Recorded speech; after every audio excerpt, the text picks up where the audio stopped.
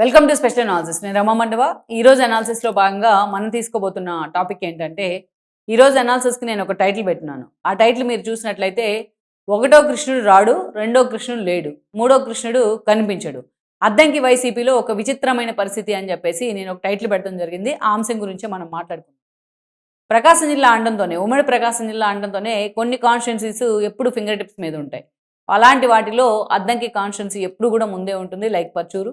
So ఇక్కడ మనం చూసినట్లయితే రాజకీయ పరంగా ఎప్పుడు కూడా జిల్లా పరంగా వెనుకబాటుతనం ఉన్నప్పటికీ ప్రకాశం జిల్లాలో రాజకీయంగా ఎప్పుడు కూడా చైతన్యవంతంగానే ఉంటుంది. ఆ జిల్లాలో అద్దంకి అనేది ఎప్పుడు కూడా ప్రీడామినెంట్గా ఉంటుంది బికాస్ ఆఫ్ లోకల్ ఎమ్మెల్యే. ఎందుకంటే కొంతమంది ఎమ్మెల్యేలు ఉంటారు, వాళ్ళకి పార్టీలతో సంబంధం లేకుండా ఒక ఇండివిజువల్ ఇమేజ్ క్రియేట్ చేసుకుంటారు, జనం మనిషిగా పేరు ఉంటుంది. సో అలాంటి కోవలోకి వచ్చే వ్యక్తే గొట్టిపాటి రవి. మనం చూసినట్లయితే అద్దంకి అనేది ఒక టిపికల్ కాన్స్టిట్యున్సీనే. అలాంటి కాన్స్టిట్యున్సీలో జగన్మోహన్ రెడ్డికి అనేక అనుభవాలు, అనేక పరాభవాలు ఎదురయ్యాయి.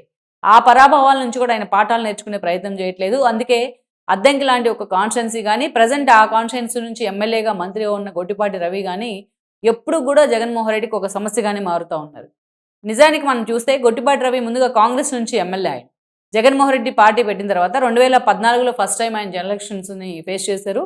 ఆ టైంలో గొట్టిపాటి రవి వైఎస్ఆర్సీపీలో చేరారు. వైఎస్ఆర్సీపీ నుంచి ఎమ్మెల్యేగా గెలిచారు. ఆ టైంలో కర్ణం బలరాం కొడుకైన వెంకటేష్ పోటీ చేస్తే ఆయన ఓడించి మరీ గొట్టిపాటి రవి ఎమ్మెల్యేగా గెలవడం జరిగింది. తర్వాత 23 మంది ఎమ్మెల్యేలు ఎప్పుడైతే టీడీపీ జెండా కప్పుకున్నారో, ఆ టీడీపీ అధికారంలో ఉన్న సమయంలో గొట్టిపాటి రవి కూడా వాళ్ళతో పాటు టీడీపీలోకి వెళ్ళడం జరిగింది. ఇక టీడీపీలోకి వెళ్తే ఆ రోజున వైసీపీకి పోటీ చేయడానికి ఒక అభ్యర్థి లేరు. ఎలక్షన్ ముందు మొత్తానికైతే బాచెన్ చెంచుగడ్డని తీసుకొచ్చి గొట్టిపాటి రవి మీద పోటీకి పెట్టే ప్రయత్నం చేశారు. నిజానికి ఆ రోజున అక్కడ కర్ణం బలరాం ఈయన రాకనైతే వ్యతిరేకించాడు, రవి రాకను. ఎలాగైనా తనకే టికెట్ ఇవ్వాలన్నారు కానీ లక్కీగా లాస్ట్ మినిట్లో కర్ణం బలరాంకి చీరాలు కలిసి వచ్చింది.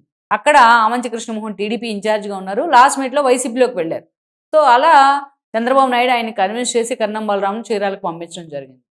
ఇక్కడ మనం మొత్తానికైతే గ్రౌండ్ క్లియర్ చేశారు అద్దంకిలో గొట్టిపాటి రవి.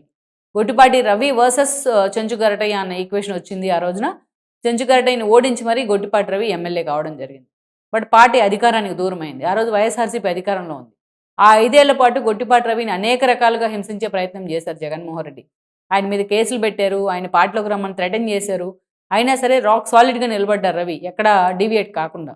సో అలాంటి వ్యక్తికి చెక్ పెట్టాలంటే మంచి యూత్ లీడర్ ఉండాలని చెప్పేసి ఇలా మొత్తానికైతే జగన్మోహన్ రెడ్డి బాచిన చెంచుగరటయ్య కొడుకైన కృష్ణ చైతన్యాన్ని ఇన్ఛార్జ్గా పెడతాం జరిగింది. అతనే పాపం ఎమ్మెల్యే అభ్యర్థిగా ప్రొజెక్ట్ అయ్యాడు కూడా ఒక దశలో. ఇక మరోవైపు ఏం జరిగిందంటే కర్ణం బలరాం ఆల్రెడీ టీడీపీని విడిచి అప్పటికే ఆమంచి కృష్ణమోహన్ సఫికేషన్ తట్టుకోలేక వైఎస్ఆర్సీపీలోకి వచ్చినారు. తన కొడుకు వెంకటేష్కి ఆ టికెట్ ఇవ్వాలని చెప్పి ఆయన ప్రెజర్ చేయడం జరిగింది. అయినా జగన్మోహన్ రెడ్డి కృష్ణ చైతన్య వైపే నిలబడ్డారు. సరే అలాంటి కృష్ణ చైతన్యకైనా టికెట్ ఇచ్చారా అంటే అది లేదు. లాస్ట్ మినిట్లో ఏం చేశారు, స్థానికుడు కాని పాణ్యం హనిమిరెడ్డిని తీసుకొచ్చి అక్కడ ప్లాంట్ చేశారు. ఎందుకు పాణ్యం హనిమిరెడ్డిని పెట్టారు అంటే ఆయనకున్న ఒకే ఒక క్వాలిఫికేషన్ ఏంటంటే ఆయన సుబ్బారెడ్డి అనుచరుడు కావడం. సో పాణ్యం హనిమిరెడ్డిని అక్కడ పెట్టడం జరిగింది. ఎప్పుడైతే పాణ్యం హనిమిరెడ్డికి టికెట్ ఇచ్చారో అప్పటి నుంచి కూడా బాచెన్ చెంచుగారెడ్డి ఫ్యామిలీ కానీ, కృష్ణ చైతన్య కానీ పూర్తిగా పార్టీ నుంచి సైడ్ అయ్యారు. వాళ్ళు పార్టీలో ఉన్నారనే పేరుకి ఎక్కడ కూడా పార్టీలో యాక్టివ్గా లేరు తండ్రి కొడుకులు ఇద్దరు కూడా. అంత కష్టపడిన తర్వాత వాళ్ళిద్దరినీ కూడా జగన్మోహన్ రెడ్డి పక్కన పెట్టే ప్రయత్నం చేయడం వాళ్ళకి ఒక సఫికేషనే. సో హనిమిరెడ్డి పెర్ఫామ్ చేయగలిగారా సరిగ్గా అంటే అది లేదు. సరిగ్గా ప్రచారం లేదు. ప్రచారానికన్నా ముందే కాడి కింద పడేశారైనా. సో గొట్టిపాటి రవి మొన్న ఎన్నికల్లో మరోసారి ఎమ్మెల్యేగా గెలిచి ఈరోజు మంత్రిగా ఉన్నారు. సో అంతకుముందు పోటీ చేసిన బాచెన్ చెంచుగరటయ్య ఆ పార్టీలో యాక్టివ్గా లేరు. ఒకసారి వన్స్ ఓడిన తర్వాత ఈ పాణ్యం హనిమిరెడ్డి అనే వ్యక్తి అసలు వైఎస్ఆర్సీపీలో ఉన్నారో లేదో కూడా ఎవరికీ తెలియదు ప్రజెంట్. ఇక ఇప్పుడు జగన్మోహన్ రెడ్డి ఏం చేశారు, ఎలాగైనా గొట్టిపాటి రవికి చెక్ పెట్టాలంటే సేమ్ సామాజిక వర్గానికి చెందిన ఒక వ్యక్తి కావాలనుకున్నారు. మొత్తానికి వెతికి ఎక్కడో పల్నాడులో డాక్టర్గా ఉన్న చంద్రపూడి అశోక్ను తీసుకొచ్చి అక్కడ ఇన్ఛార్జ్గా నియమించే ప్రయత్నం చేశారు. When compared with Ravi, Chandrapudi Ashok age కూడా చిన్నదే, ఇంకా చాలా భవిష్యత్తు కూడా ఉంది ఆయనకి రాజకీయాల్లో. చాలా బాగా పెర్ఫామ్ చేయగలరు ఇప్పటి నుంచే కనుక పూర్తిగా నీట్గా లోకల్ పాలిటిక్స్ మీద ఫోకస్ పెడితే. కానీ పేరుకు మాత్రమే అక్కడ అశోక్ని ఇన్ఛార్జిగా ప్రకటించారు. ఆయన కూడా చాలా గ్రాటిట్యూడ్తో మాట్లాడారు జగన్మోహన్ రెడ్డి. కానీ ఆ స్థాయిలో ఈరోజు అశోక్ అక్కడ ఫోకస్ పెట్టలేకపోతా ఉన్నారు.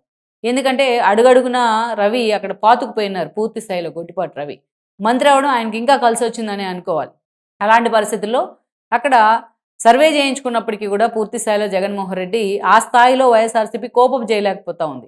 అసలు గొట్టిపాటి రవికి అశోక్ చెక్ పెట్టగలరా? అసలు గొట్టిపాటి రవి టవరింగ్ పర్సనాలిటీ ముందు అశోక్ సరిపోతాడా అన్న చర్చ కూడా వినిపిస్తోంది. అక్కడ చాలా సీరియస్గా జరుగుతోంది. సో మొత్తానికైతే మాత్రం ఆ అశోక్ కూడా అంత సీరియస్గా ఫోకస్ పెట్టలేకపోతా ఉన్నారు. అద్దంకిలో వైసీపీ యాక్టివిటీస్లో అన్న విమర్శ కూడా ఉంది ఆయన మీద, వచ్చి కొన్ని రోజులు అవుతున్నప్పటికీ. సో మొత్తానికైతే మనం టైటిల్లో పెట్టినట్టు ఒకటో కృష్ణుడు ఉండడు, రెండో కృష్ణుడు లేడు, మూడో కృష్ణుడు కనిపించడు అని సేమ్ అద్దంకిలో మాత్రం జగన్మోహన్ రెడ్డి ఎన్ని ప్రయోగాలు చేసినా అద్దంకిలో వైసీపీ పరిస్థితి మాత్రం ఎక్కడ వేసిన గొంగలి అక్కడే ఉంది అని మనం చెప్పుకోవచ్చు. Please share, like and subscribe R24 Telugu YouTube channel.